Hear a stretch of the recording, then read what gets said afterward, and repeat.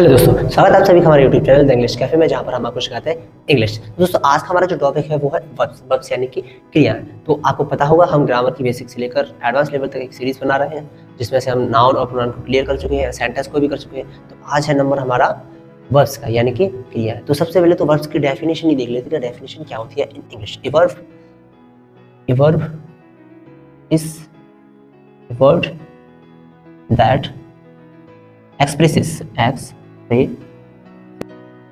action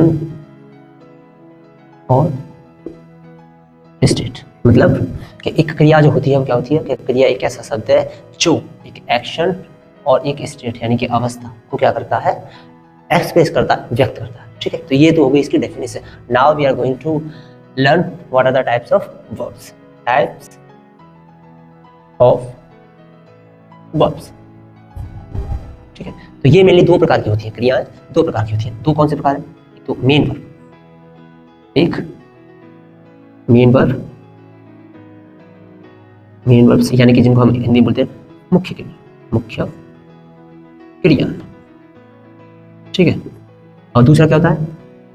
helping verbs, और इनको ही हम ऑक्सिलरीज भी कहते हैं। ऑक्सिलरीज, ठीक है, यानी कि सहायक क्रिया। सहायक क्रिया क्या होती है भैया? जो मेन वर्ब को सहायता प्रदान करें वो सहायक क्रिया होती है। अब हेल्पिंग वर्ब कितनी होती है? दो प्रकार की होती है, प्राइमरी वर्ब और मॉडल वर्ब्स। प्राइमरी वर्ब और मॉडल वर्ब्स। और मुख्य क्रिया हमारी 6 प्रकार की होती है। सबसे पहले transitive verb, intransitive verb, finite, non finite, regular और इरेगुलर। ठीक है, एडवांस लेवल पे थोड़ी बहुत और ऐड हो जाती है नाम मतलब की। अब हम इसको पढ़ने वाले हैं बारी बारी से। सबसे पहले तो मेन वर्ब के 6 पार्ट कौन से होते हैं? जैसे सबसे पहले transitive, intransitive, finite, non finite, regular और इरेगुलर। तो सबसे पहले हम पढ़ने वाले हैं मेन वर्ब में से हम ट्रांजिटिव वर्ब की ट्रांजिटिव वर्ब क्या होती है। ठीक है, ये टाइप्स ऑफ मेन वर्ब्स यानी कि मुख्य क्रियाओं के प्रकार। नंबर वन पर हम क्या आएंगे? अभी बताया था हमने ट्रांजिटिव यानी कि ट्रांजिटिव वर्ब। और ट्रांजिटिव वर्ब क्या होती है? ट्रांजिटिव वर्ब वे वर्ब होती है जिनको इसकी जरूरत पड़ती है कर्म की, यानी कि इनको हिंदी में बोलते हैं सकर्मक क्रिया।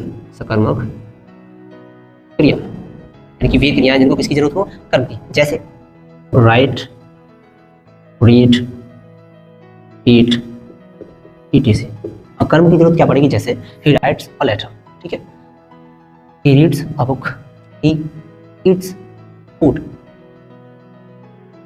आगे देख लेते हैं हम, जैसे इसी का example, she writes a letter। ठीक है, अगला देखते हैं हम दूसरा इंट्रांजिटिव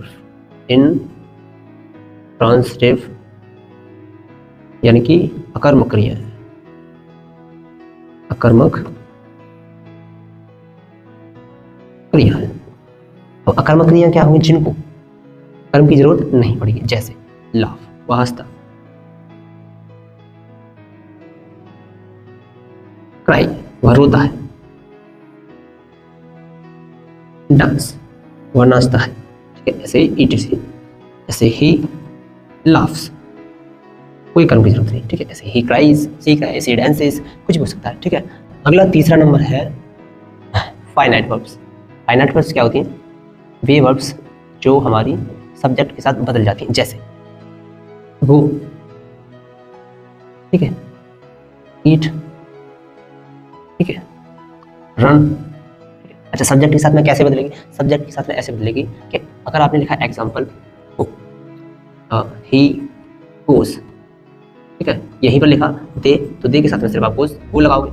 ठीक है, तो ये ऐसे सब्जेक्ट के साथ में बदल जाती है। ऐसे ही ईट्स, ऐसे ही eats, they eat, he runs, they run, we run. यानी कि सब्जेक्ट के साथ में जो वर्ब्स चेंज हो जाएंगे वो वर्ब्स हमारे क्या कहलाएंगे? फाइनाइट। अब number 4 non finite. Non finite verbs क्या होती है? ये वर्ब्स आपकी सब्जेक्ट के साथ में चेंज नहीं होंगे और इनमें इन्फिनेटिव्स प्लस जीरो आते हैं। जैसे एक इन्फिनेटिव का एग्जांपल, जैसे example I want to eat, अब ये जो टू ईट आया है वो क्या है, इन्फिनेटिव है। ऐसे ही दे वॉन्ट टू ईट, इस वर्ब में कोई भी चेंज नहीं हुआ इसलिए क्या है, इन्फिनेटिव है और नॉन फाइनाइट वर्ब है। ऐसे जीरन का एक एग्जांपल ले लेते हैं, example number 3, swimming is fun, ठीक है। ऐसे ही they like swimming, I like swimming, he like swimming, यानी कि स्विमिंग जो वर्ड है वो भी नहीं बदला जाएगा अगर उसमें आई एन जी आया है तो, और वो आई एन जी आया तो वो जीरन बन जाता है, ठीक है। अब अगला जो नंबर है वो नंबर है हमारा रेगुलर वर्ब का, ठीक है। रेगुलर वर्ब क्या होती है, रेगुलर वर्ब्स वे वर्ब्स होती हैं, यानी कि 5 number regular verbs. Regular verbs वे वर्ब्स होती हैं जो ईडी फॉर्म से बन जाती है, यानी कि ईडी फॉर्म सेकंड फॉर्म देती है, ठीक है, लास्ट में। जैसे प्ले, प्लेड हो जाएगा, ये थर्ड फॉर्म बन जाती है। कॉल, कॉल्ड, ये रेगुलर वर्ब कहते हैं जो आपकी सेकंड फॉर्म ईडी से बन जाती है। अब लास्ट है आपका इर्रेगुलर, इर्रेगुलर वर्ब, ये बहुत आसान है। इर्रेगुलर वर्ब क्या होती है, इर्रेगुलर वर्ब होती है जो वर्ब्स आपकी दो सेकंड फॉर्म और थर्ड फॉर्म में पूरी चेंज हो जाती है। जैसे गो, ईट, राइट। जैसे ध्यान से देखो, सेकंड फॉर्म इसकी क्या होगी, वेंट, ठीक है। ईट की क्या सेकंड फॉर्म होगी, ईट, पूरी चेंज हो गई। राइट की क्या होगी, रोट, ऐसे ही थर्ड फॉर्म चेंज हो गई। तो ये वर्ब आपकी इर्रेगुलर वर्ब कहलाती है। अब हम चलते हैं, मेन वर्ब हो चुकी है, अब हम चलते हैं अपनी प्राइमरी और मॉडल वर्ब्स की तरफ, यानी कि हेल्पिंग वर्ब, यानी कि ऑक्सिलरी वर्ब, ठीक है।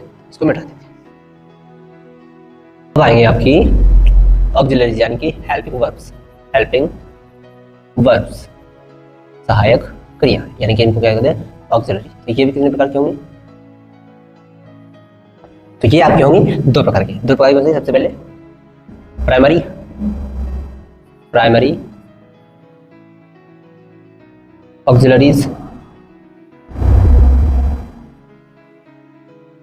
और दूसरा है model auxiliary, model auxiliaries.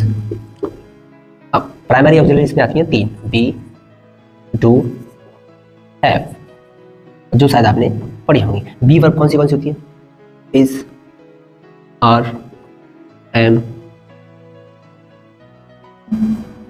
Was, वर, ठीक है। डू में होती है डू, डज, डिड। हैव में हैज, हैव, हैड। ये सब कौन सी वर्ब्स होती हैं, प्राइमरी ऑक्सिलरी वर्ब्स, ठीक है। अब मॉडल में आपने पढ़ाई, मॉडल में होती हैं can, could, may, might, shall, should, will, would, need, dare to, use to. इस प्रकार से ये कौन सी होती है, मॉडल ऑक्सिलरीज। और ये वर्ब का चैप्टर हमारा पूरा खत्म हो जाता है। अब डीपली इसमें क्या पढ़ना होता है, जैसे कैन का प्रयोग क्या होता है, कुड का प्रयोग क्या होता है, मे का प्रयोग क्या होता है, ठीक है। और इन सब का प्रयोग तो आप जानते ही होंगे क्या होता है। तो अब हम इसको डीपली तरीके से मॉडल ऑक्सिलरीज की एक अलग से सेपरेट क्लास लेके आएंगे। और तब तक के लिए take care, all the best.